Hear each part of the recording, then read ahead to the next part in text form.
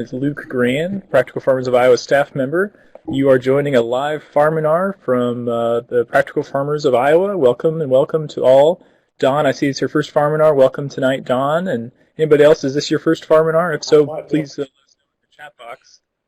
Hey there, Bruce and Jake. How we doing? All right. We're here. Yeah, I can hear you. Excellent. I'll do a quick introduction, and then you guys can take off with your wonderful slideshow that's all ready to go. Folks, the reason we're all here today is because we all care about the same thing. We all care that families are earning a good living in farming, and that we're taking care of our soils and our water and our wildlife so that our children can have a better future and a good future in farming and whatever industry they choose in Iowa, we hope. And if not in Iowa, then in the Midwest at least. Or if not in the Midwest, well, maybe anywhere on planet Earth is just fine with us, I guess. We care about families in farming because we are families in farming. We are farmers. 90-some% of Iowa is farmland, and we want to see that land managed well with profits going to farm families. We also care a lot about the environment, and we are leaders at Practical Farmers of Iowa. Our farmers are leaders in conservation, not just in spirit, but in actually on the ground. Trying new things and making things work not just for fun, but for profit too. Here's a great example: farmers looking at cover crops as a great way to protect the soil all winter long and grow some of their own fertility on the farm. And the third leg of sustainable agriculture is community. We need great spaces for open, supportive discussion with our neighbors on all sorts of topics so we can learn from each other. And at over 100 events a year, you'll find that community at Practical Farmers of Iowa. Because we all care about the next generation, which is really what it's all about. So tonight, the Farminar series, we're now at the selecting the right genetics for a grass-based system. We've had wonderful Farminar series, as you can see, previously on Tuesday nights in the winter. If you want to check out any of the past Farminars, they're all available for recorded download for audio files for your MP3 player or smartphone, as well as on the computer. You can watch FLV files, flash video files that show the slideshow and the chat box and everything, all at practicalfarmers.org/Farminar. So please do check those out. And the process for tonight, we will start with a really brief introduction from me, and then I'll get out of the way. And we can have the leaders of the discussion, the graziers, tonight to talk about selecting the right genetics. We'll have questions from the audience. We hope to reserve at least 20 minutes at the end for questions from the audience, but please feel free to interject throughout and put your questions in the chat box. And we will conclude right at 8:30 p.m. so folks can get on with their evenings. One request tonight: if you're not a member of Practical Farmers of Iowa, please do join. This is a great opportunity to get connected to a wonderful network of farmers and friends of farmers. We're growing at about 15% each of the last 5 years now, and so it's a great time to join Practical Farmers of Iowa. Just $20 a year for students, $50 for the whole farm. That's everybody in your farm, everybody in your family that you consider part of your farm. A great value. And you can also keep up with us on Facebook. If you've got a Facebook profile, let us know. Like us on Facebook, and you can see great updates from Practical Farmers of Iowa. Quick opportunity to let you know about: we've got an employee management workshop that's going to be coming up here in March. And if you're interested, definitely RSVP or ask for more information to Lauren, PFI staff member Lauren at practicalfarmers.org. Great opportunity to learn about managing farm labor. Employees from an experienced farmer, and the cost is free for PFI members and just $20 if you're not a member. And it's at the Waterloo Center for the Arts in Waterloo, Iowa, 10 a.m. to 4 p.m. March 14th. Definitely let us know if you're interested. Also, if you're looking to get some more experience from a farmer, we have paid on-the-job training opportunities from select PFI member farmers. There's 10 of them around the state. All those red dots on the screen there are available for PFI trainer opportunities. You get paid time off in addition to at least a minimum wage pay rate. Paid time off to attend a PFI event, $100 off your registration to the annual conference in 2014, and a PFI member homestay opportunity, so you can save a bundle on lodging throughout the annual conference. And this is only for Labor for Learning program folks, so if you are interested, We have just extended our deadline for a few to kind of fill up a couple farms that don't have anybody who has applied yet. So do take a look at our website for that opportunity and send it along to anybody in your network. That's all I had tonight, and I wanted to just say one thing that I really feel like Bruce, Jacob, and Jake, we have so many great members of Practical Farmers of Iowa, but I really, every single time I get to meet and visit with these three, I always have a good time. I always am laughing, and they're really good people. They're really supportive of each other and of all farmers. So thank you all, Bruce, Jacob, and Jake, for putting together this great slideshow and sharing your thoughts on selecting genetics for a grass-based system.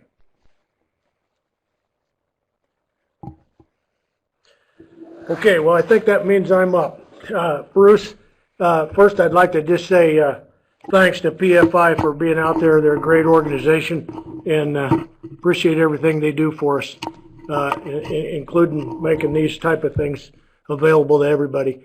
And I appreciate Jake and Jake both for coming in here and supporting me, because they asked me to do this, and I didn't want to sit here by myself, so I needed some help.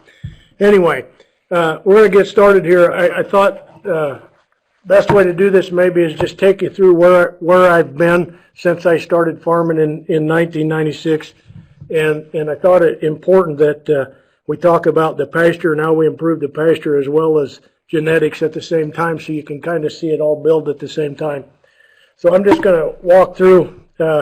Jake put together a little outline there for us, but walk through where we're at. In 1996, I started farming. I had 320 acres, of which 120 acres is permanent pasture, continuous grazed. Had 70 head of crossbred cows, half spring calving and half fall. Had one limousine bull and one black Angus bull at that time, and we grazed for 6 to 7 months and fed hay and grain for 5 to 6 months out of the year. Moving on down then, in 97, we began rotational grazing on our operation, and also started selling grain finished beef. In 1999 to 2005, I purchased a number of different Gelbvieh bulls over those years. Why Gelbvieh? I thought they were good mothers. Thought I needed a little bit more milk. They had some good growth. Birth weight and calving ease were important to me as well. From 2003 to 2005, I utilized a lot of government programs to improve my pasture.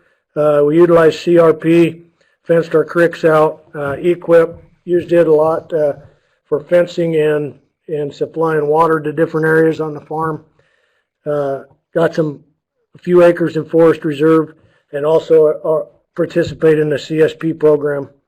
All this, I think, helps improve our soil, our forage, water quality, and wildlife. 2004 and 5, we purchased 2 purebred Angus bulls, neither of which of these bulls lasted through their first breeding season. Both ended up with lame, bad feet, and they both lost a lot of weight through the season. That seller actually furnished other bulls to replace these to get me through the breeding seasons, both years for those 2 bulls. In 2005, we started utilizing cover crops and warm and cool season annuals. Also, we started investigating forage developed bull producers to see if we could try some other kind of bulls out here that would maybe work in our system a little bit better. 2006, purchased our first forage developed bull and chose to buy that from PCC, or Faro Cattle Company. What I looked at there, listened to, I got on his email list, and Kid had a lot of good things, and a lot of things he says make sense. Don't know if I agree 100% with him, but a lot of the stuff he talks about does make sense. I looked at reducing frame size was one of the biggest things I looked at. Disposition was important, fleshing ability, calving ease. All those things were important. A lot of the things he looks at. We also leased a low-line bull for a year, and then ended up purchasing that low-line bull. And really, just to reduce frame size in my cows is why I did that. Moving on, in 2007, continued to use the PCC bull and low-line bull. Our pasture production has increased by probably 35 to 40% from when we started out there. We have 100 cows now, retain 10 to 15 heifers a year. Also, we're running all our calves through the spring flush of grass. We are probably grazing for 10 months out of the year now, supplementing hay, corn, and co-products for 2. In 2008, I purchased 2 Black Angus bulls out of OCC Cattle Company, out of a bull named Kissimmee. Just bought them from an individual that had them on actually PFI's website. Also, in 2008, I started trying my luck at using high stock density grazing. Then in 2009, we purchased our second PCC bull, focusing on reducing frame size, carcass quality. Kit started putting carcass quality in there, scanning his bull, so I looked at that real hard. Disposition, fleshing ability, calving ease, and also hair coat. I thought it fair, being I mentioned that the 2 bulls early didn't make it through their first breeding season. This second bull that I bought from PCC had some breeding problems as well, and I ended up with a half a herd of open cows that first year. So we tried to make the best of that situation. I called some older cows and some cows that maybe had some other problems or other things, and also moved some of the better cows, what I thought were the better cows, to our fall herd. Kid actually replaced that bull with another bull, and that bull had some issues as well. So I ended up with a third bull from PCC before I got one, which we still own today. That bull ended up being actually a composite bull that was part Red Angus, part Black Angus, and part Tarentaise. In 2010, then, I started retaining and looking at some of my home-raised bulls, so I kept a couple of bulls that I thought looked good. One of them was a half low-line cross bull, and the other just an Angus cross bull. At this point, we're probably grazing 10 to 11 months out of the year and supplementing with some co-products and hay. In 2011, then, actually seeded down the last 20 acres of the home farm. So the whole 300 acres is seeded down. We also retained a couple of more bulls that I thought looked good, a Gelby cross bull and a quarter low-line cross. Then in 2012, Jake Byers and I purchased a Red Angus bull from Ozark Hills Cattle. I think moderate frame size is what we looked at. Carcass quality was real important to me, and calving ease. At that point, we're probably at 125 head of cows, retaining 25 to 30 head, not because I need that many, but because I think we got some good grass-fed heifers starting to develop out of this, so that maybe I can start selling some seed stock to some people if I got some extras and think they're worth it. Probably have 10 bulls on the place. Not that I need that many, but I think it's one of them things I just kind of like once I started doing it. So, and we're also finishing 25 to 30 head of grass-finished beef a year and selling direct. Running all our calves through the spring flush. We leave our calves on our cows for 10 months before weaning them. Is what I'm trying to do. Leave them through the winter, and I just weaned them a week ago. Is what I did. I think this lets them calves learn a lot from their mothers before on that first winter, so they can prepare themselves for life and what they have to do to go out there and survive. We use across the fence weaning, have for the last 3 years. And at this point, as far as pasture, I think We have about 500 acres of pasture between the home place and what we rent, and run cows on anywhere from 300 to 400 acres of crop residue a year. I guess the comment I'd make is I really believe that the influence of forage developed bulls has certainly had a positive influence on our cattle operation. And with that, we'll let Jake talk to us for a little bit.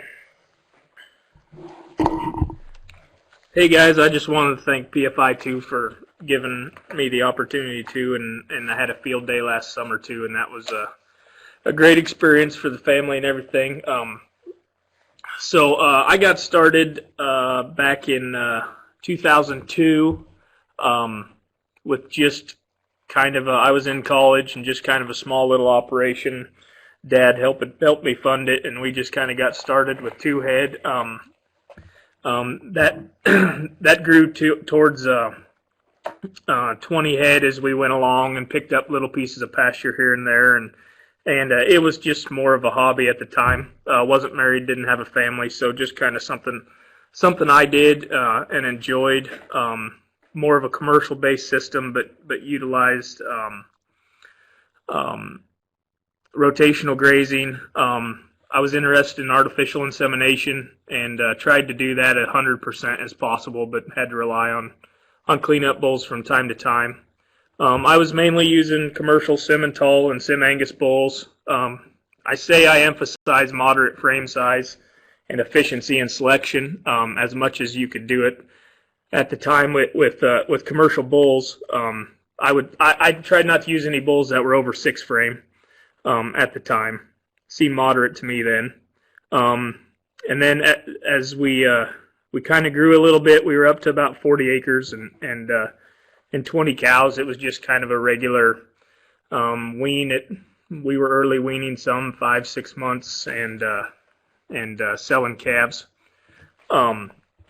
In 2010, I went to with Bruce and Jake and another friend of ours, Andrew. We went to see Greg Judy talk. That's kind of when our mess of a mob of the 4 of us kind of all got together and started doing our own little pasture walks and things like that, and trying some different things, and really bouncing all these ideas off of each other, and kind of developing what we have going on today.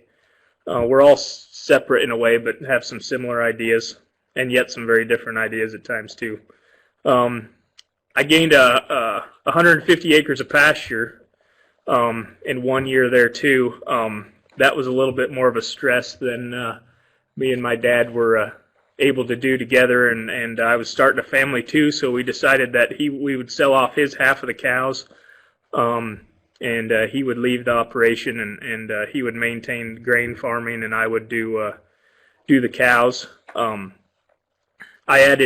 We went ahead and sold his off, was able to cash out his dollars as best we could, and then I went ahead and bought back cows, less expensive cows out of a sale barn, with the idea of getting a calf or 2 off them, and then turning them to make some profit and keep some heifers for replacement, and just kind of grow the herd off of that initial start. After the Greg Judy talk there, I started some high stock density grazing. Went pretty hard at it that summer, and probably have learned to use it more as a tool at certain times and when I have the time. Also started emphasizing more low input management. Cut the corn out of cows. My grain supplier, you might say, was no longer a partner with me, so I didn't want to buy it. And then started utilizing forage developed bulls in my AI program. But I continued to use commercial Simmental and Sim Angus bulls for cleanup. So I would try to synchronize all my cows, get them all AI'd, or as high a percentage as I could AI'd to forage type bulls.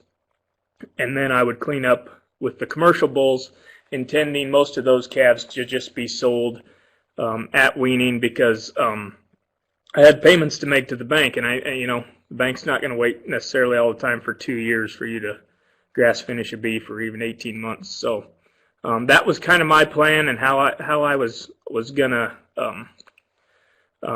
do this venture that I'd started.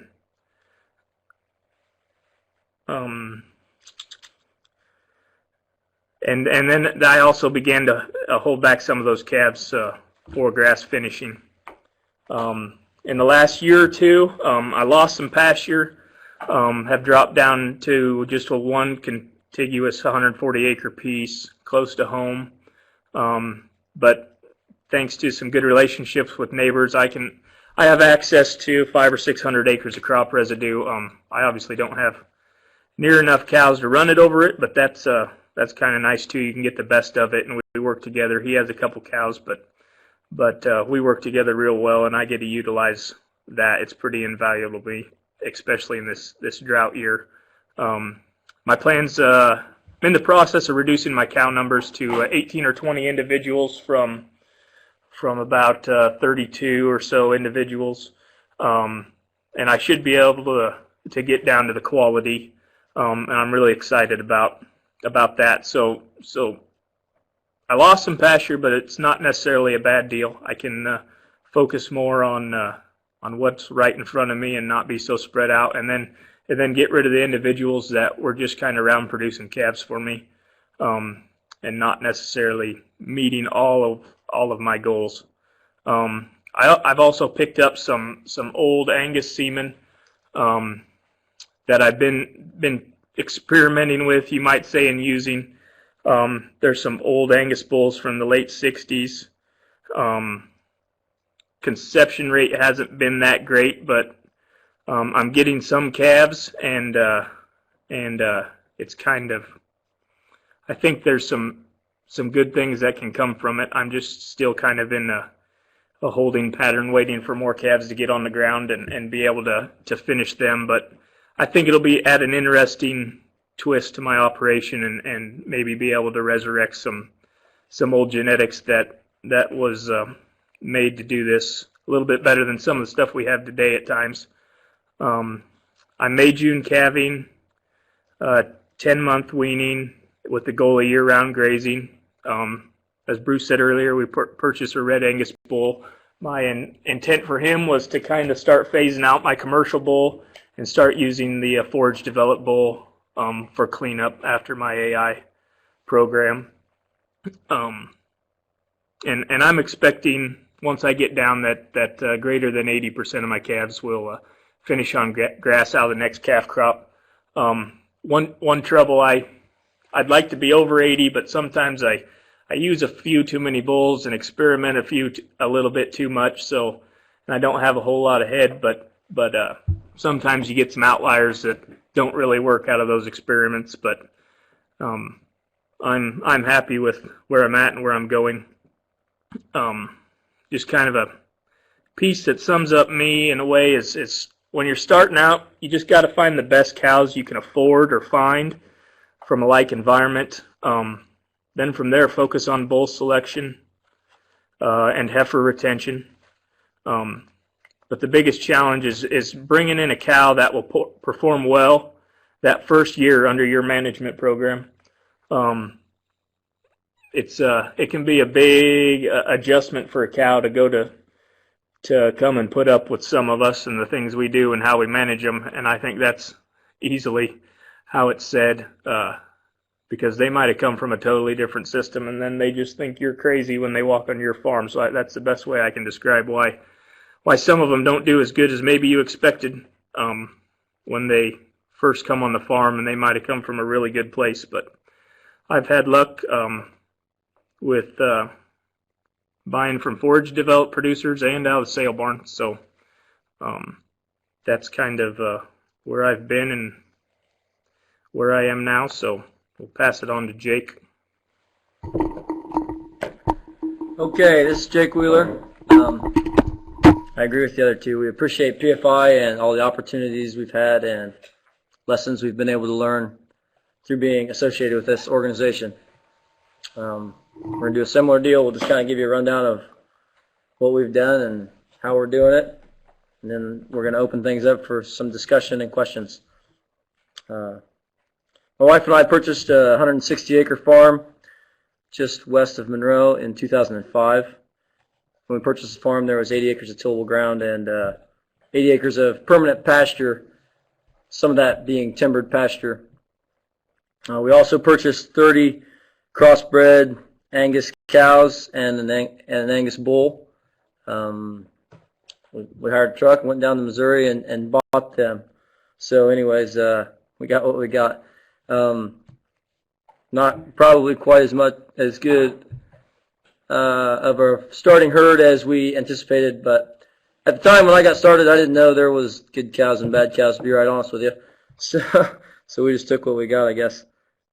We sold our bull the following year with the intent of beginning to retain heifers, and we thought that's what you had to do. You surely couldn't breed those heifers with the same bull they came out of, so we thought we had to sell him. We grazed pasture and crop residue for 6 to 7 months of the year. We fed purchased hay the remainder of the year. We then seeded down 20 acres of the tillable ground to begin making our own hay. So anyways, like I said, I didn't have any farm background or really knowledge before this. We kind of just jumped in with both feet and tried to do the best that we could. We've begun to do some different things a little bit to diversify, not only in the way that we're grazing our cattle, but in the total management of our farm. Kind of on a little side note, we planted about 4 acres of aronia berries and about another 4 acres of a fruit and nut orchard. So we're looking to mix things up a little bit. Anyways, currently we're in the middle of an NRCS contract to improve our pasture and better facilitate controlled grazing plans. We have owned bulls, borrowed bulls, tried AI breeding, always with Angus cattle, and mostly we just stayed with Angus because we had Angus cross cattle and it seemed to make sense to stay with what we had. When we tried AI, and the semen that we used was from a bull of Gerald Fry's. I'd heard Gerald Fry speak. I'd done a little bit of research on some of the different genetics out there. I was impressed with the Y genetics, and Gerald had a son of Lodge of Y that we decided to use some semen from. So we've kind of changed things over the past 7 years. We've made quite a few changes, really. We currently are using 3 bulls that we raised. We have them all running in one group with our cow-calf pairs, our yearlings, our first calf heifers, our grass-finished beeves. They're all running together, so there's only one herd to manage. Anyways, we began weaning pretty early, kind of like these guys, maybe 5 to 6 months. We would sell those calves, and that's what I thought you were supposed to do. Through looking at some of this and kind of trying to figure out the economics of it, I don't believe there's enough profit in a calf to be worth the cost of keeping a cow around. So that's part of the reason we began keeping our yearlings, and then from that point we were able to start to work into keeping some grass-finished beeves. We currently have backed our weaning up to between 9 and 10 months. We wean those calves with nose weaners. We leave all the cattle together in one herd because that's how we want to manage them. It's a lot less stressful for us, and I believe less stressful for the cattle to keep everybody together. So currently, we're doing some things kind of different. We're not castrating our bulls right now either, unless they're intended to go to the sale barn. I think that nature can do a better job of sorting for the most dominant bulls than I can, being I don't have a lot of background in it, and some of the things that I've been looking at seem to suggest that the dominant bulls will do the breeding, and we may end up with better genetics that way. That's our intent anyways. So over the past 7 years, we've transitioned from, at the beginning we had 3 rotationally grazed paddocks that we just kind of went through in order. When the grass was out, we went to the next one, irregardless of how much rest it had or whether or not it was ready for us to be there. That's just what we did. So we've made quite a few transitions through increased rotational grazing, and now we are currently grazing almost an infinite number of grazing cells that we use a moderately high stock density and we use polywire to move those cattle typically daily, sometimes more often than that through the summer and or especially spring flush and peak growing season.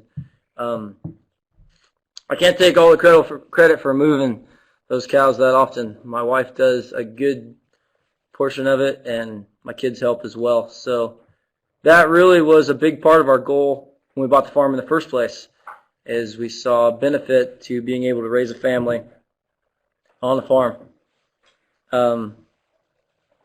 Anyways, I agree with Bruce and Jake on the right type of animal. They need to have large gut capacity, easy flushing, active. We'll cover that in a second. Oh, sounds like we're going to get to that. So since they think what I think, we're going to kind of open it up for questions.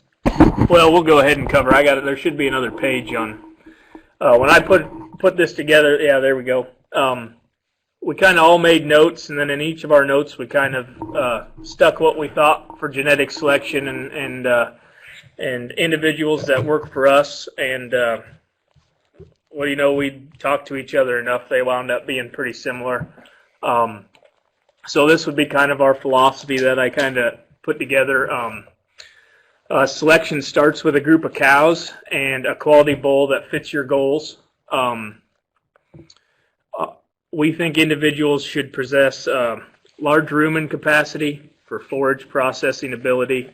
They need to be able to put a lot of forage in there and get it processed in order to get the most out of it and put the most in calves and in raw product.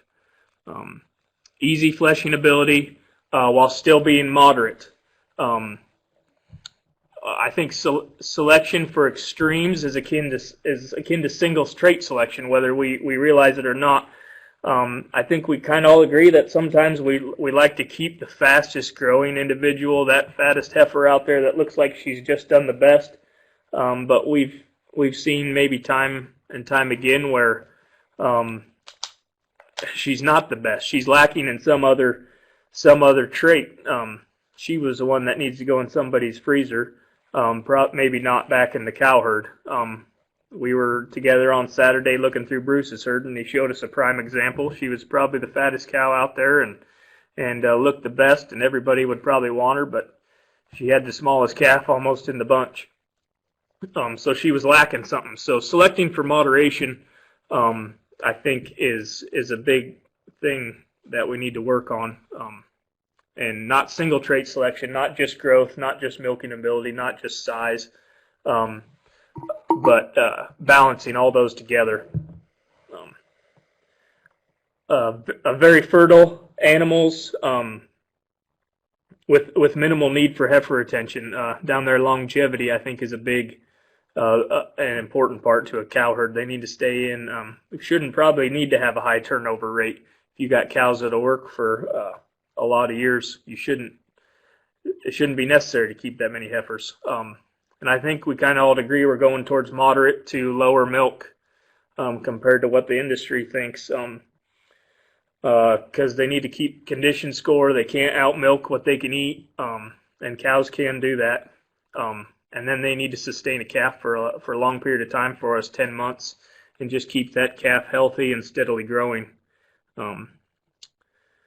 Cows need to maintain body condition score, and within maintaining body condition score, that may mean a drop of 1.5 to 2 scores during winter when they're got the calf on them, and that they got to regain that before calving or shortly after. So they got 2 months that once we drop that calf off, they better be getting to work and looking good again, and they can do it.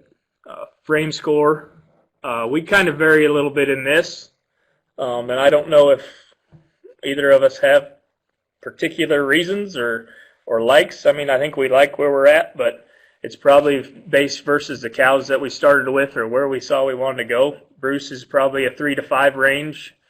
I'm a little bigger at 4 to 6 probably, and Jake's down towards 2 to 4. I mean, we're all close, but there is some differences there. Our bulls must produce cows that are profitable. That's pretty important to us, and I think the root of why we're doing this and why cows need to be good. we think the ideal profitable cow will wean at least 50% of the body weight every year for 12 plus years on only what your farm will produce. I think we're not there 100%, but I think we're definitely see what we need to do to get there. And once you're beginning to be happy with where your cows are, I think we're also getting to the place where the best place to get your bulls is from your own herd. I don't think you can beat the predictability and the other advantages of closing a herd and controlling your own genetic potential. That being said, line breeding intensifies genetics, both good and bad. You just need to be ready to cull or eat the bad. Cattle that possess these traits will excel in all environments and production systems. Cattle that do not possess these traits may excel in other production systems, but will not excel in a forage-based system. I mentioned that I've used some commercial genetics, and I kind of look at EPDs and utilize some commercial bulls and try to search for some commercial bulls that are out there in AI studs, maybe in the commercial industry, but I'm finding some of them do work in the grass-based system. In Angus, for example, yearling weights. If anybody's familiar with EPDs, yearling weights you generally got to stick less than 80. Current bulls are searching for 100, 105, 110 on their EPDs, and they need to be less than 80 to work in these type of environments. On the milk EPD, less than 15 or towards 10 or even lower. When current Angus bulls are looking towards 20-ish on their EPDs, needs to be a lot lower. And frame score EPD for Angus, I think, needs to be less than 0 to correlate to a frame that works on grass. And also pay attention to efficiency EPDs. They're kind of newer, but I think they're out there and they work. EPDs. That being said, if you look, you can't necessarily compare, say, Kit Farrow's EPDs to a regular grass or corn-based bull producer EPDs. That doesn't mean that they're not usable to us, but they're grown on different forages. You can compare with inbreeders pretty easily, but because kits will be a lot lower. These are kind of like grain-based bulls. My guidelines that I've kind of developed are more grain-based bulls, but if they're from the right producer, they got to be still kind of be from a forage-based Farrow Cattle Company, Oldie Cattle Company, Diamond D Angus. Those are some good big bull breeders that can have some commercial bulls out there, but they got forage genetics behind them that work, and those are the ones that you'll find fall within these EPD categories. So it's more than just EPDs. Look where they come from too. That's kind of my point on there. I'll let these other guys add to if they have anything to add to the genetics. Bruce says no, so he's going to talk right now. I think that pretty much sums it up. We all have similar thoughts as far as what Jake Myers just mentioned, about the kind of cattle we're looking for. So I'll go ahead and open it up. If you guys got questions, let's get some discussion going and see if we can't learn from each other. Dave and Meg, quantify our goals for longevity and milk production in terms of EPDs or otherwise. I don't track mine my cattle aren't registered, so I just use the EPDs as a guideline for bulls to use. So from that point on, it's milk production can be directly related to condition score of that cow while she's maintaining that calf. If she's milking too much, she's probably not going to maintain her condition and then gain it back quick enough in a 10-month period.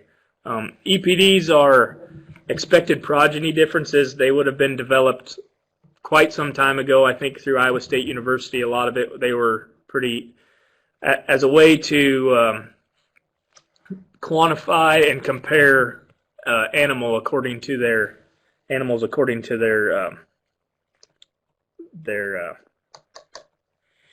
Genetic potential. genetic potential. Yes, thanks. That's good. So it'd be like but you kind of got to look at it. If a bull has a yearling weight of 80 and another bull has a yearling weight of 82, you kind of got to read that by saying, if both those bulls were put on the same group, on a large group of cows, and the cows were uniform across the board, the one bull would have calves that their yearling weights were 2 pounds heavier on average than the other bull. So that's kind of the how they would train us to use expected progeny differences, EPDs. That's the best way I can explain it if anybody else has any questions. But I think when a cow meets some of these requirements for us and is able to meet our goals and then longevity comes with it. Once they're able to do that, I think you'll have a cow that lasts. When they're made right, they can last a long time. I guess maybe we don't have any questions here. Let me go on a little bit here let's talk about body condition score a little bit in the wintertime. I think early on, probably everything I heard was test your forages and build a ration, and that's the kind of thing that Iowa State was talking about, just to make sure you're keeping your cows fed, keeping them in condition. I think right now I don't do a lot of rations, don't do a lot of feeding, so there's not a lot to do a ration for. But what I do more than anything is watch body condition score. I think in the wintertime, try to keep them no less than a 4. Like Jake said earlier, I think you have to fluctuate. Part of that body condition score is your winter feed, as far as I'm concerned, especially if you're raising a calf on them for 10 months over the winter.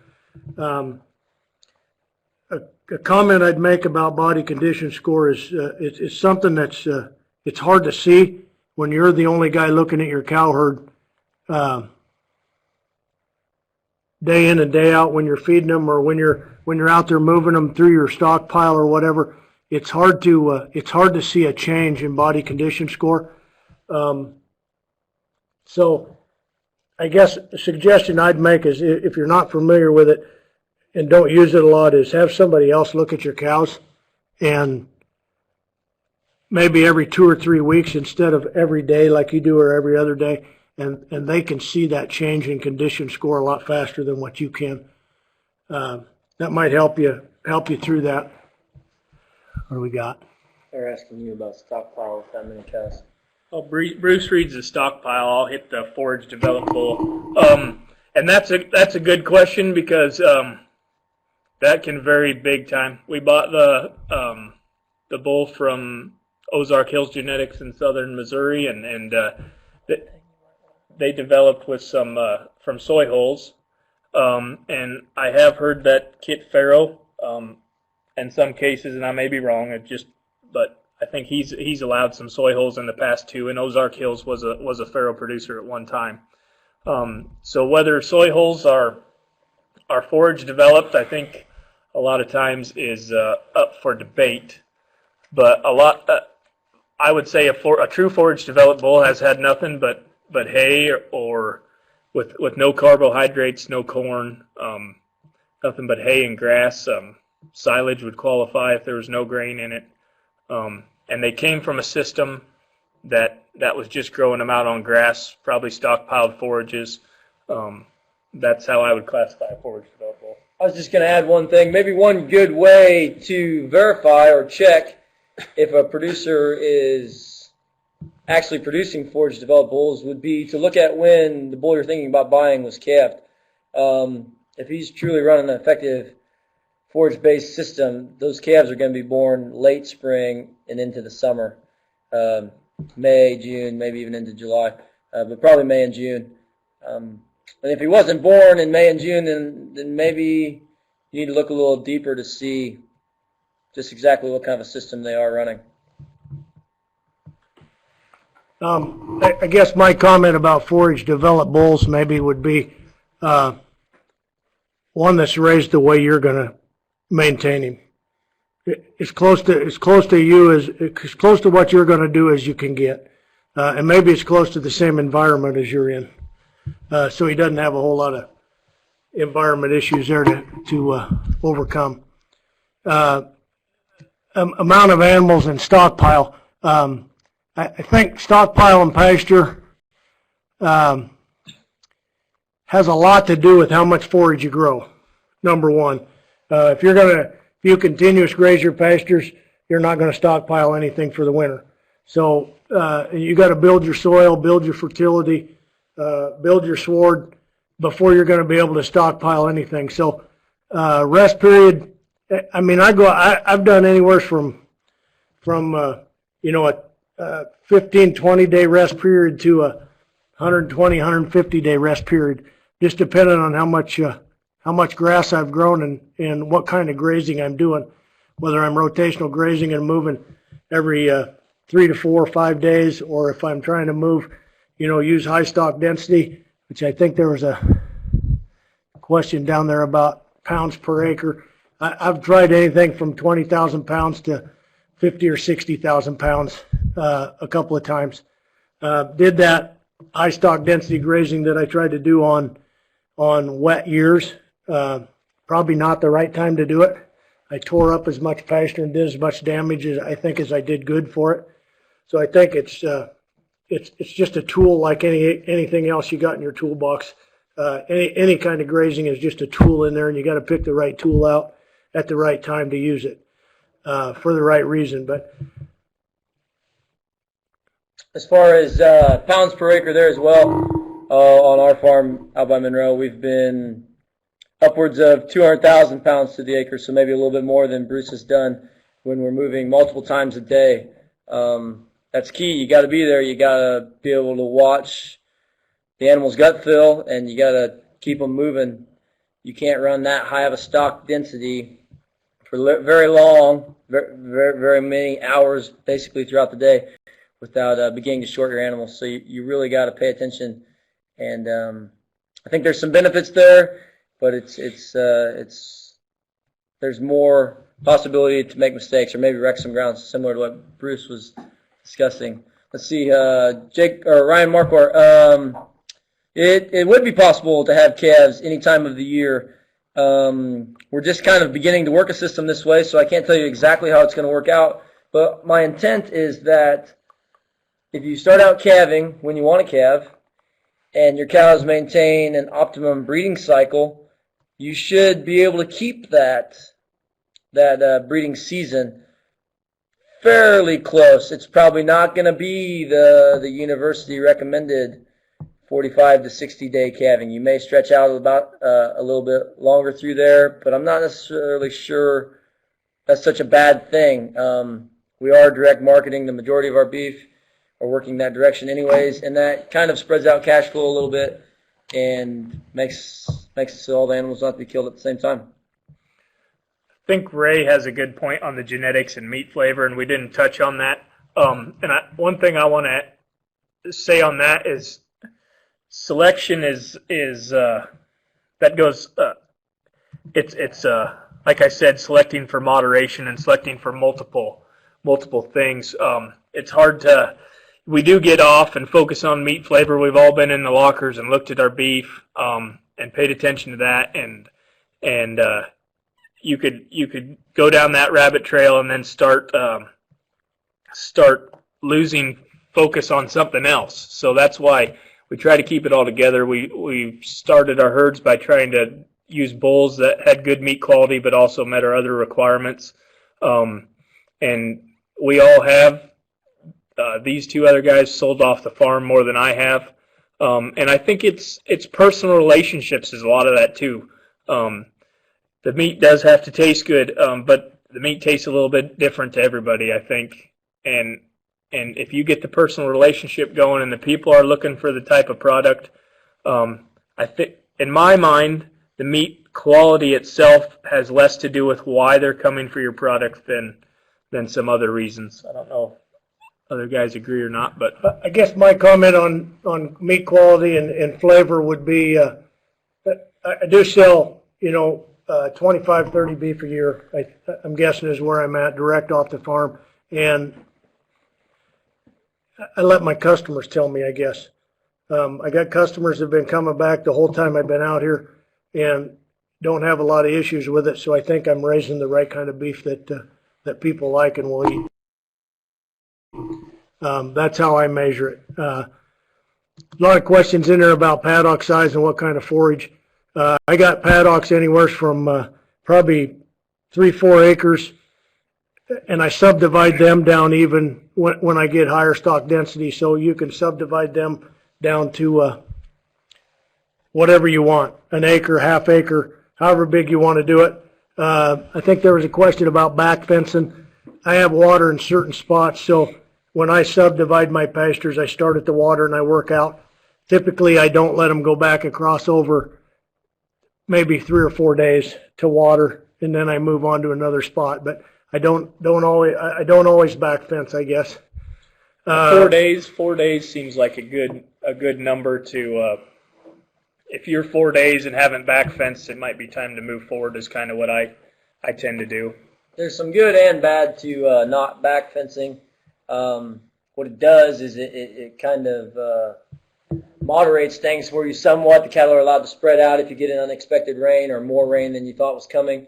They're not maybe quite so crowded. At the same time, you're going to have to pay a little bit more attention if you start to see regrowth, or maybe you don't give the cattle enough forage one day. They might be back there eating what you trampled, what you're looking to have stomped into the ground. Back fencing is putting a fence behind the cattle. So when we move them forward, we would sometimes, we do more often than these guys. It sounds like we typically back fence every day, but that would be moving them into a new paddock and fencing them off of the paddock they just came from. I like Ryan's point there. I kind of forgot, but I was wanting to bring that up on first calf heifers. I think we would all agree that first calf heifers are kind of the challenge in these systems. There's some pictures in there of some of Bruce's first calf heifers. That's first calf heifer there. Oh, and Bruce has really come a long way, and I really like what I see when he gets some good growth, some good size. For my point, you hear some people Right there's a first calf heifer right there with calf owners that raised a cow for 10 months, or a last calf for 10 months. this winter. That's her out there. Lately I've been kind of thinking. Gerald Fry is a guy that'll kind of say, don't wait till 2 years to breed a cow. I'm not going to say I would have maybe at one point said that's wrong, but I'm not going to say that's totally wrong.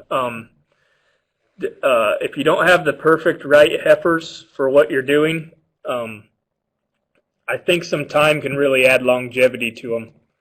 Give them some time to grow out, give them some time to finish their own growing on that, and then what it costs you on the front end, you'll probably make up and then some on the back.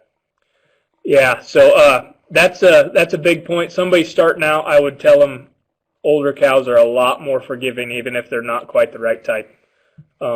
But I've got the same issues with first calf heifers a lot of times. Let's see. Regarding a question here about weeds and poor pasture, we've ended up with quite a bit of that on occasion, where we maybe beat a piece up worse than we intend. We actually have some pastures that we're not seeding intentionally just to see what kind of forage we can produce with grazing alone. No, I would not wait on a poor pasture to renovate it before I get cattle out there. I would get cattle out there as quickly as possible and use them as your renovation tool. Yeah, I'd try to stock, heavy stock density on there as heavy as you can and still feed them. You want to watch body condition score when you're doing that. But I would say you got a seed bank there. You just need to get some hoof action, some animal impact in there, and see what you get coming up after that. Would be my thought on that, Ben.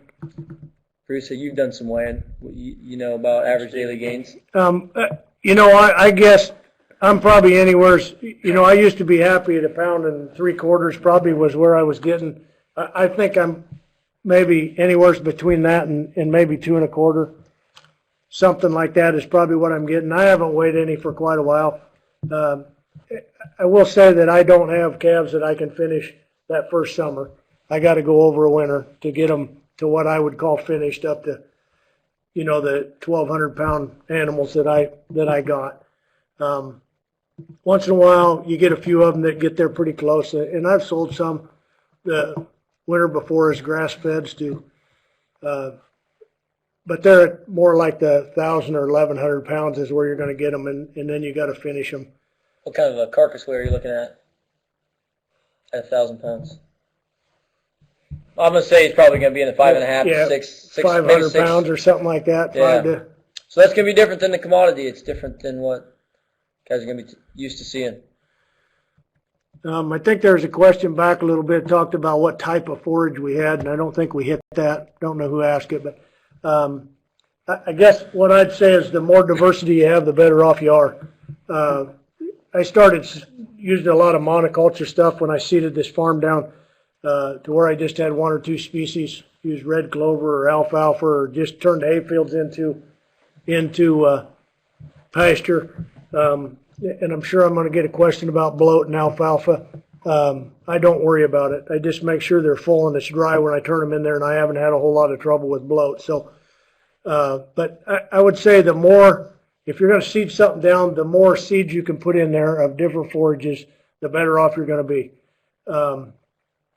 You're going to pull up different, your root systems are going to be different depths. You're going to pull up different fertility out of different forages, different minerals up out of the ground. I think whatever will survive on that piece of ground will come and it'll proliferate from whatever you do there. And I think what you'll see is you'll have different species growing in different areas. You'll have wet areas or a hilltop, and you'll have different things come on it.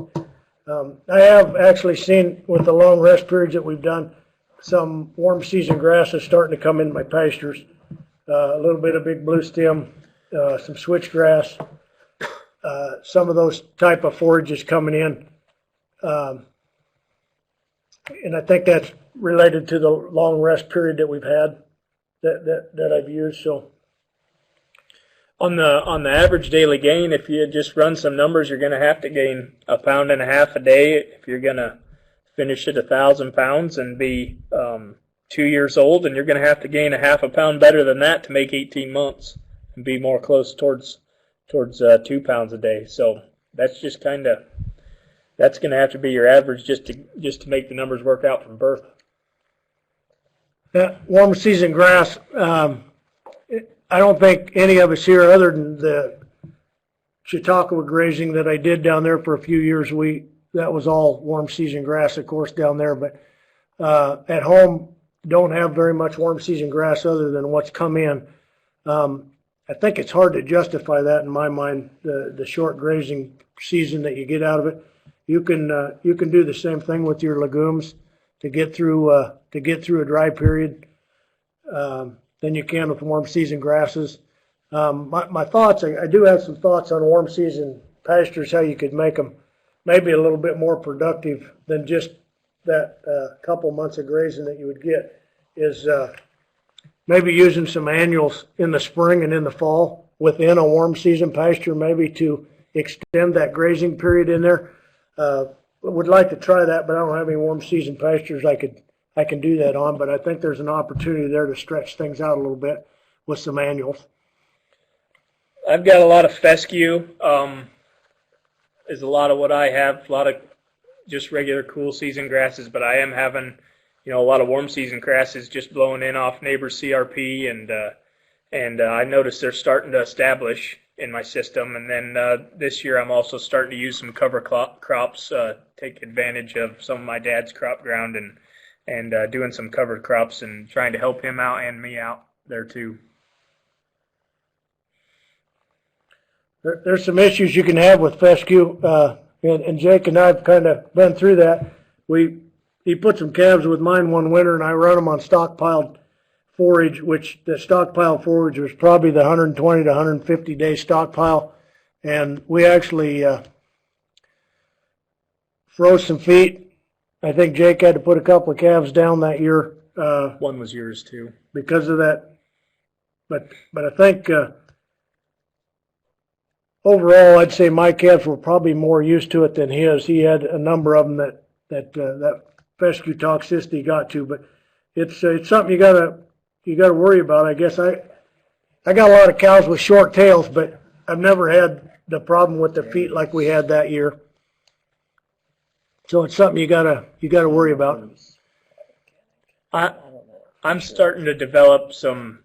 I haven't figured it out, but I got some theories that maybe sometimes some of our best cows might be affected most by fescue, just because of their ability to bring in so much forage. And if they like fescue and they do it at the right time, I think that they could potentially have more toxin in their bodies than others. I noticed Bruce's place and my place would go around, and I think it was one bad year where we had a cold spell at the wrong time, but got a lot of cows walking around with tail switches missing and things like that. And sometimes they're some of our better ones.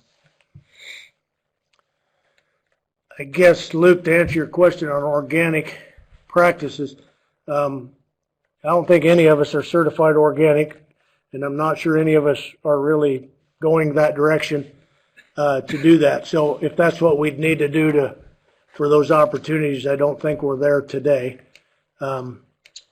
That being said, yeah, my cows have been managed that way, but nothing is certified, just like Bruce said.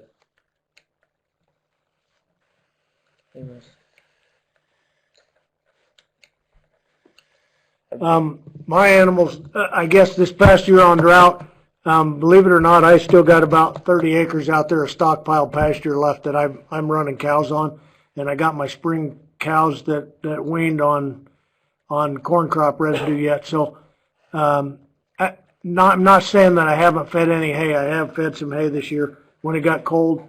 I think Jake and I kind of, all three of us kind of, I think, changed our philosophy a little bit.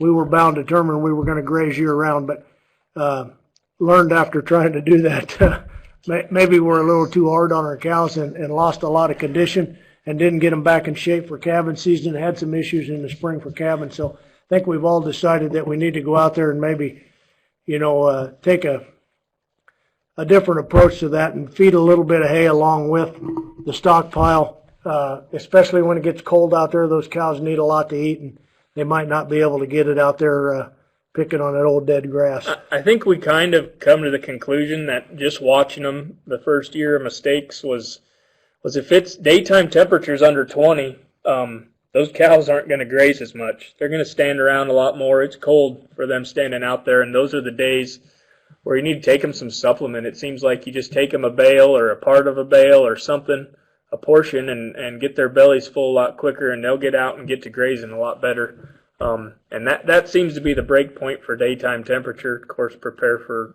bad weather and stuff like that. But cows will tell you, if the cows are meeting you at the fence or waiting at the fence 2 hours beforehand, it's not just because they like to see you, it's because they're probably hungry. As far as worming goes, we're not doing any worming and haven't in probably 4, maybe 5 years. Not with our cows or our calves. So I don't know about you guys. But I haven't done any worming either for I haven't wormed or probably poured 10 years. I haven't wormed or poured for 2 or 3. As far as castrating, I cut my calves and usually do it at that 10 months when I wean my calves. Usually run them through and process them at that time. 1 year I castrate and 1 year I ban. Usually when I castrate, I wound up not having the time to do it, so the next year I wind up banding. But I've also been still relying on building my genetics by using some outside bulls. But I'm getting close, I think, to keeping my own bulls, and I'm probably gonna leave everybody intact until weaning. Yeah, with that, I've been saving some bulls the last few years, like I talked about there. I usually start out with a half a dozen bulls that I think look decent, a little different than Jake leaving his whole herd and letting them decide on themselves. But I kind of help pick them. But I've castrated some awful big bulls and seem to get along okay with that. Bruce has done a lot more record keeping than myself and probably Jake. We have some pretty expanding families at times, so we do what we have time for. And I know Bruce has had a lot more chair time in the wintertime to do record keeping. So he'd be the best to say what's the best way to track that on grazing. What am I tracking? It was actually Record keeping systems. Was it genetics too? Well, I keep track of my pasture. I keep track of my grazing days and try to, my animal units. It gets kind of hard sometimes because I move animals in and out and move them to different pastures and whatever. But I can go back and look at it to tell you how many animal units an acre I'm getting right now or something like that. I can't do it without going and looking at it and figuring it out. But yeah, Bruce is really good on the pasture record keeping. I'm probably better on the genetic selection record keeping.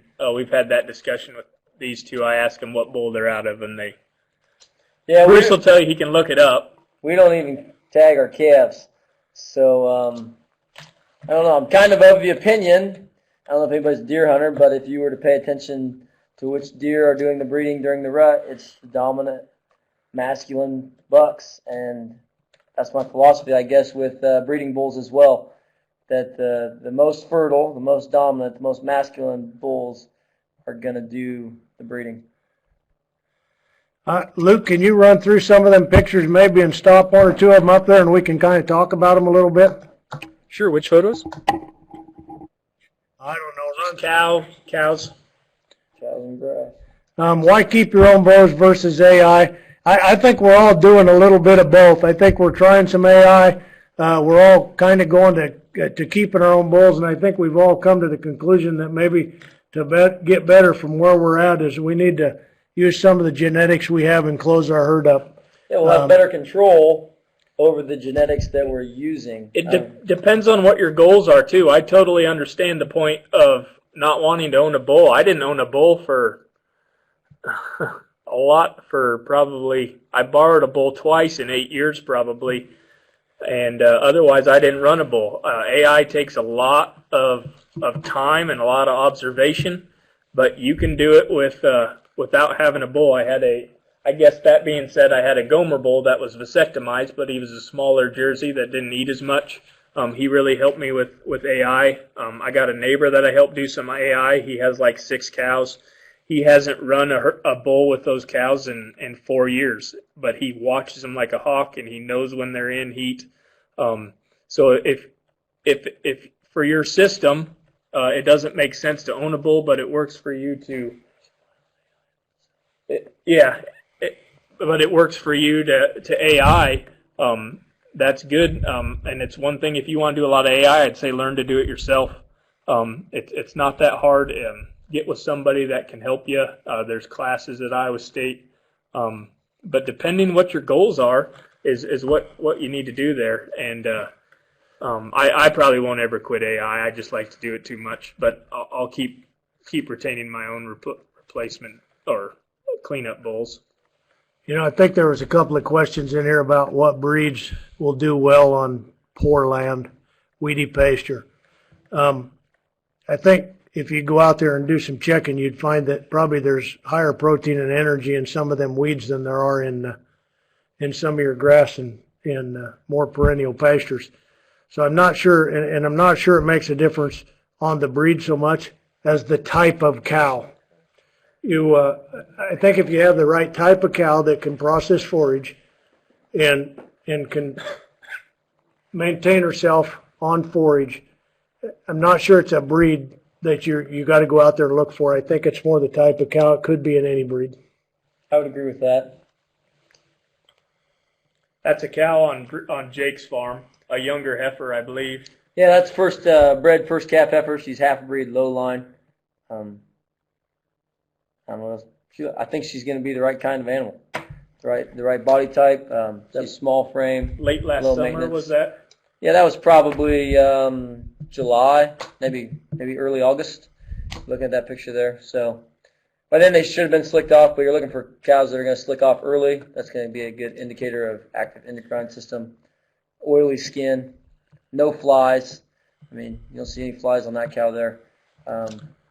Shiny. When you look at them, they look shiny. It's another one of yours, Jake. Yeah, that's another one of mine there. Again, that's a half-breed low-line cow. So we've got probably half of our herd is half low-line or maybe even a higher percentage than that. And I think there's good and bad to that. You can go too much in any direction. That's the first calf heifer there as well. When I was going through this and putting these pictures together, and I pulled my field day pictures out, that's a cow of mine. That's actually a cow eating snow. I snapped a picture of her. She didn't want to walk to the water tank, so out in the cornfield, so she just started eating some snow for me one day. I was tickled to see that. But when I looked at these winter pictures of cows that I have, and then I flipped back through and hold it right there for a second, Luke, too, on that one in a minute. When I looked through and I went back to my field day pictures, and that was June, right after calving in the field day. My cows did exactly last winter what they're doing this year. A lot of them took calves through to 10 months, and then they had more calves again in May and June. And I was kind of shocked myself at how good condition they were again in June when they were 4.5 condition score when I weaned them last winter. This is just an example this is just a cow. She's essentially a sale barn cow. I just bought her recently. I had another cow that looks very similar to her, works very well for me. She's just a cow. She's nothing special. But I started out of the sale barn, and there are cows that work, and they don't need to be special. And it's just an example of a cow a type that works for me. And I don't know where actually this one originally came out of Texas. I know the guy that I bought her from. So that's just an example of nothing special that works for me. As far as fly control, Greg, you asked about fly control. Really, just with the rotational grazing and moving the cows around, I think that's done a lot for fly control as far as I'm concerned. Got to watch it, I think, and select for it. I've sprayed for flies. I've done ear tags. I've done a lot of things early on, and I think that's just, I don't know, flies are going to be here, so the girls better figure out how to take care of them themselves, and if there's too many of them on the cows, maybe that's the cow you should get rid of. This is another cow of mine that the old guy that I rent pasture from, this cow was a heifer, wound up being in the herd, and I don't know how I wound up with her, but she's got her second calf now, and she had a calf in May or late April, and that calf is still on her right now, and she's just one good example of where I want to be. She's kind of a really good example, but that's just an example of a good cow there. My calves, some of my calves still have some Simmental in them. I'm still playing around with some half Simmental or quarter Simmental genetics. Still getting finishable calves on grass off of that cross. The cow's probably a British-based cow in a lot of cases, and then the heterosis still seems to give me a bump, so some of my calves have a little bit more frame, but they finish on grass, probably a little heavier weight, a little more retail product, but they can do it I've seen a couple do it in 18 months too instead of 2 years. So when I got a little bigger frame score, Bruce and Jake, and they might have half low line, I got kind of half continental still in some of mine, and that's where it's coming from, but I'm making it work.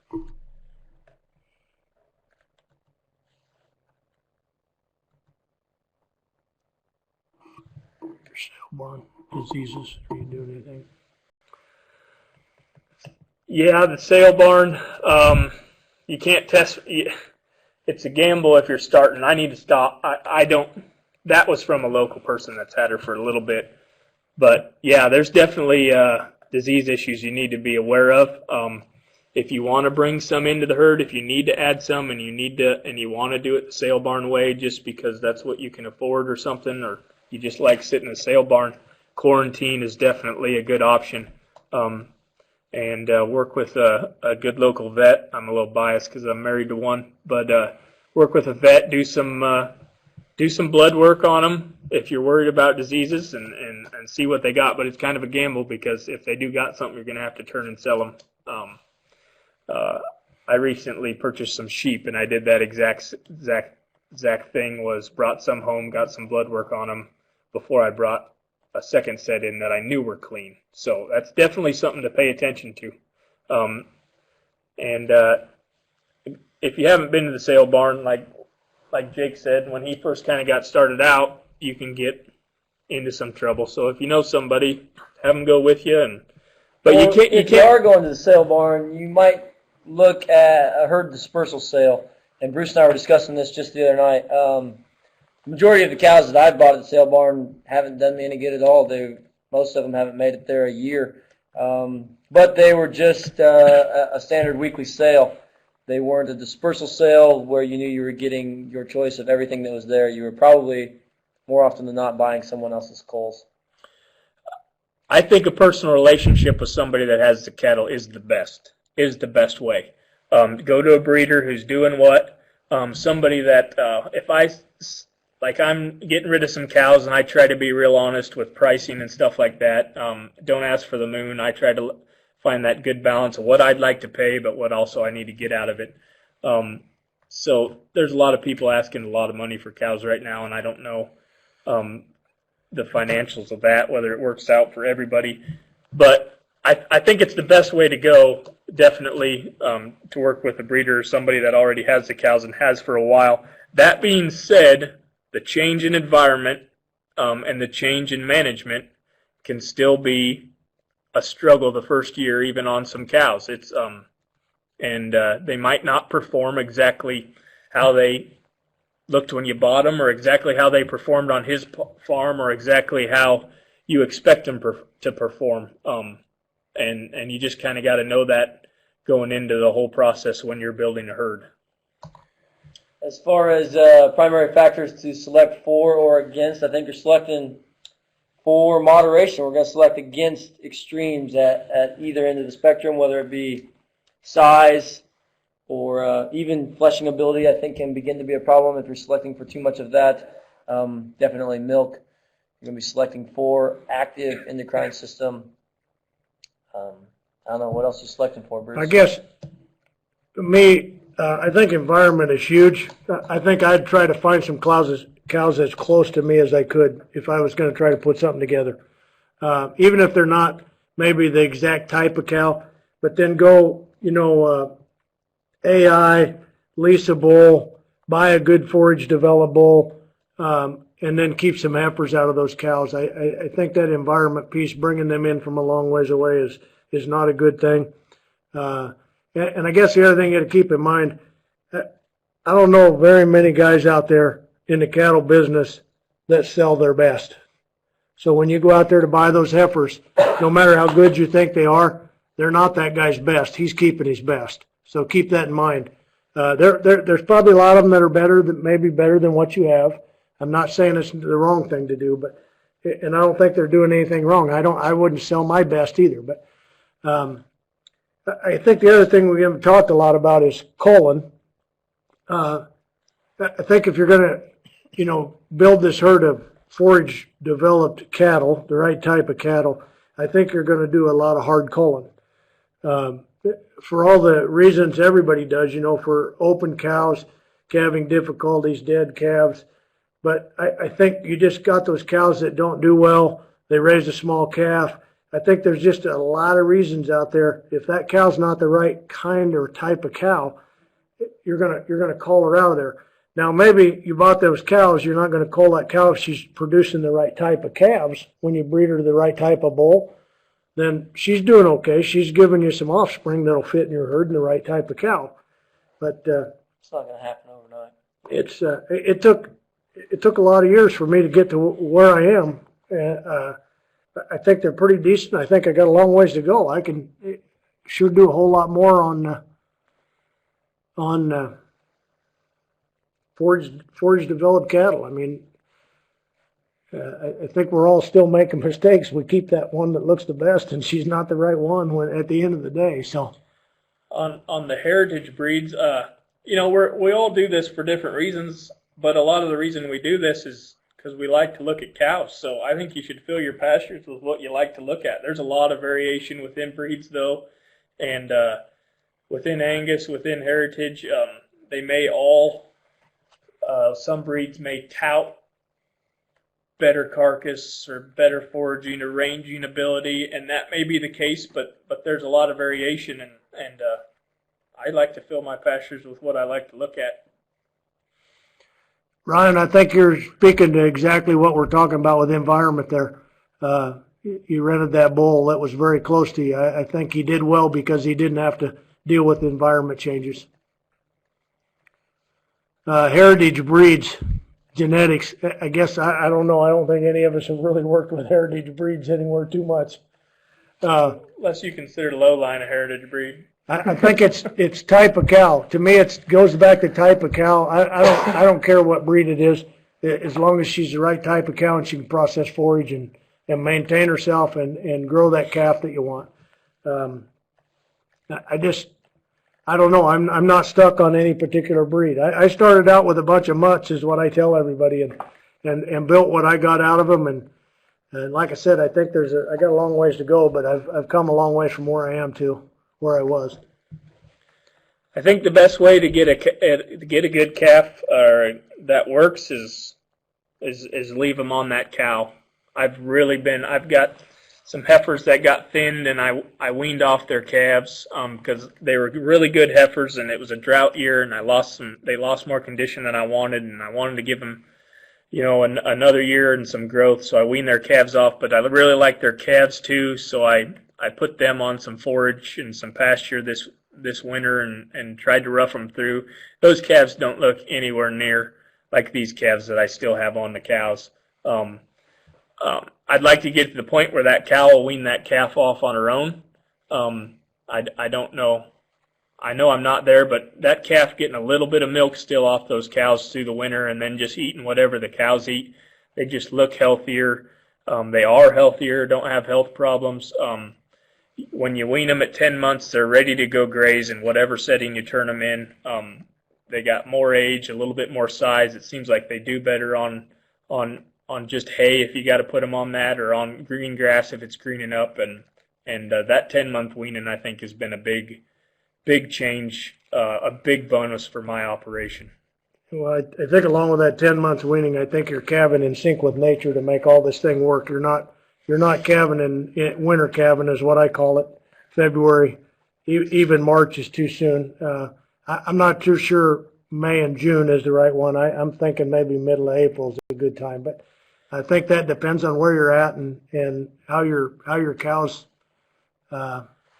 respond to it. That being said, I've kind of been thinking lately too that if I got the right cows, it wouldn't matter when they calve. I'm not going to calve in the dead of winter, but I think I could have a calf out of season. Bruce has got some really good fall cows that can calve in the fall and do exactly what they need. So I'm shifting a little bit all the time on all kinds of things, but I like the May June. It's a good time to calve.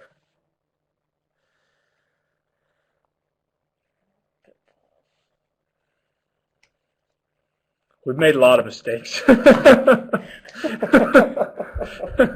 And we've all seen each other. So ask me sometime and I'll tell you about Bruce and Jake's. Hey, Luke, flip through a couple more of them pictures if you can. Maybe get to some of them of mine. You can do it I right can there. flip through them, Luke. Okay. Maybe we can talk about some of the. I tried to take some pictures of cows that I would keep and cows that I wouldn't keep that weren't doing so good. Maybe we can talk about a couple of them.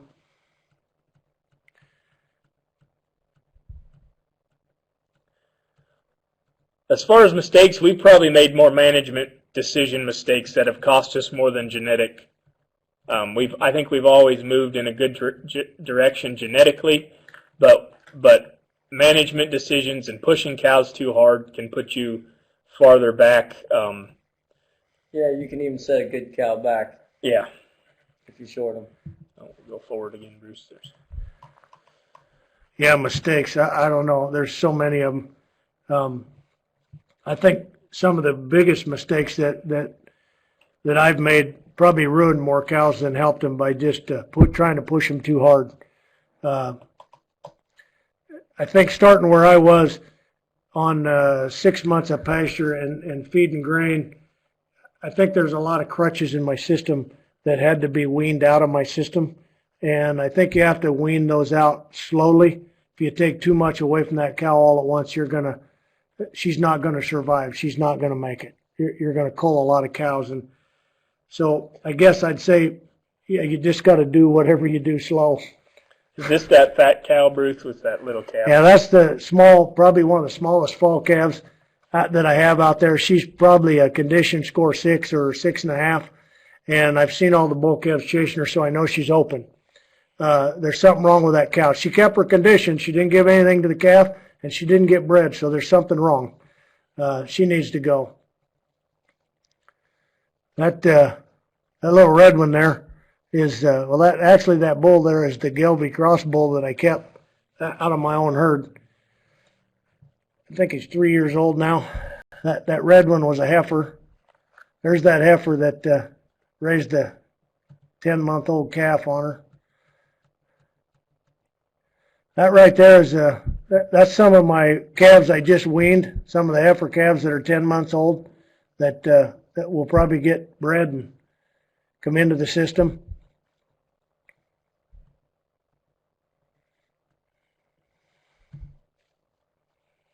That's another fall cow. That cow probably that's a half-blood low-line cow is what it is. She probably maybe 9.5, 950 pounds, and that's her calf right in front of her. That's probably got 75 to 100 pounds on that other little calf you looked at. That one there.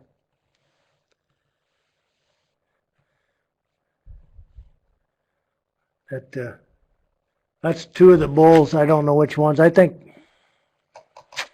that might be the half-blood low line and the Gelby bull putting their heads together there. Those were my summer field day pictures, about the 13th of June. A lot of those same cows were in the pictures this fall and have calves on them now. So that's the picture I was kind of tickled to look at. Hey fellas, I can load up another file with some more cow photos if you want. That's it. It's up to you. Ahead. That's fine. There's an example of a bigger cow that I have that's going to work her way out of the system, but a Simmental cow. This is the brockle-faced red calf that's on the brockle-faced black cow in one of the pictures coming up. That'd be a half Simmental calf, and I'm pretty sure he'll do what he needs to do for me.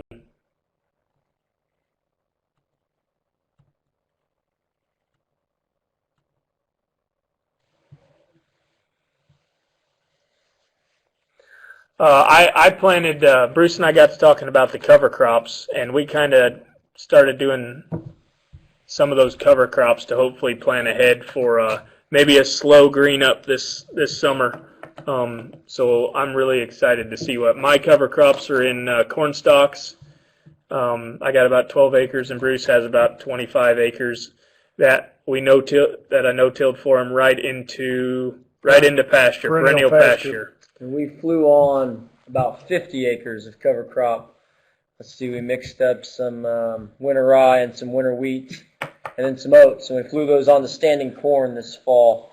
And we're now starting to see some growth since we've got a little bit of soil moisture, but they germinated pretty late in the fall because of the fact that it was so dry. Bruce and I went out to the Grass-Fed Exchange seminar out in Nebraska last fall that I've been going to and got a lot of good out of, and we heard Gabe Brown speak out there.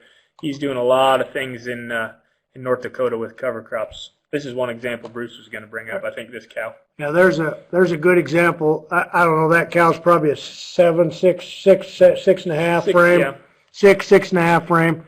And the black one in front of her is probably at least a frame score or two lower. She's, I I don't know, maybe a 4 or 5 in there. Don't look like that. That white cow's back quite a little ways, but I guess another point I was going to bring up here, just stockpile grazing and out there in the wintertime is leave it right there.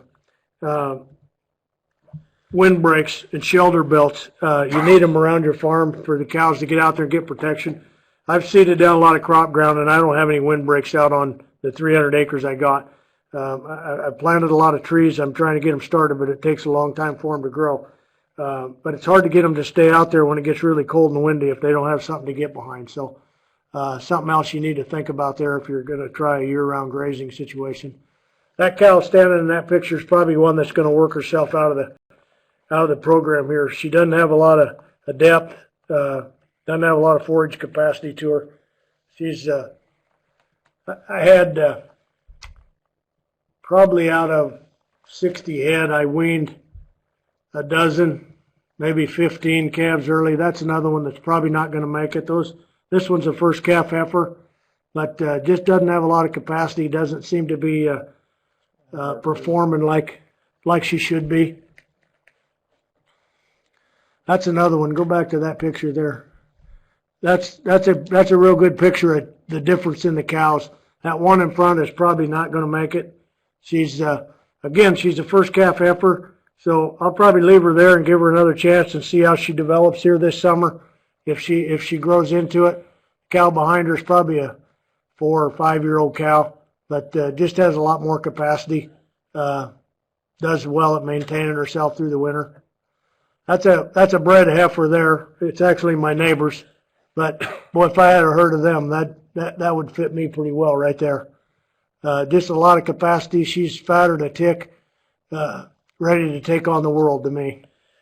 Bruce's cattle can seem to get that mature frame size on really early, and they seem to mature a little bit quicker, but they top their frame size out a little earlier than some of my cattle have. Mine seem, and maybe that's the Simmental in them, and some of them they seem to grow out a little bit slower. So that's why Bruce gets along pretty well with a lot of his first calf heifers, as far as I can come up with. I guess the comment I'd make. They get better every year. The first calf heifers, there's a half blood low line bull there. So he's pretty small frame. He's probably a 2 or 3. He's pretty small. The next one's one of those OCC bulls that I bought out of Kissimmee. He's I don't know how old he is. He's got to be 10 years old probably. He's the boss.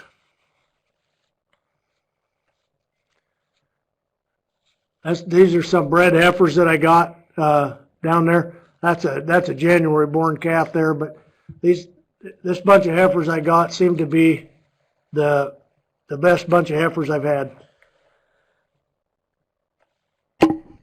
Very well. It's 8:32. I'm gonna have to call it for the night, but I want to thank Bruce, Jacob, and Jake for excellent sharing of information tonight. Really loved the questions from the audience too. I thought it was a really good format, and I'm really glad you guys all could participate. Well, thanks for the opportunity, and if we can help anybody, just give us a call or let us know. We'll see what we can do. Yep. Thanks, Join us guys. again next week for our final winter Farminar on beginning a vegetable farm and looking at irrigation options for the beginner. Thank you to our funders, the Beginning Farmer Rancher Development Program, the USDA Risk Management Agency, the USDA Specialty Crops Block Grant Program, Iowa Ag Department of Land Stewardship, Cedar Tree Foundation, Ag Ventures Alliance, John Deere, and Cliff Bar.